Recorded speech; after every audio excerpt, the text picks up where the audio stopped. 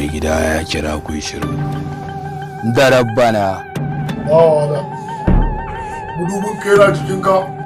yana jikina ka ko shi ka kalli fuskarka ka dauko mana nace ka kalli fuskarka lillahi wa inna ilaihi raji'un oke ran dauko idan ka kalla da abin da fuskarka ta nuna maka maza ka zo gida ina neman ka da rabbana wala lafiya unga aiki ya wace yake fara ya gajanci da safi ya wace kai sa lokaci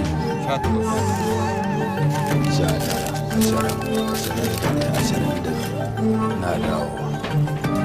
kai bakka je ko ina dan uwar ka sai ne ma hukunci cire wannan abin na kunnanka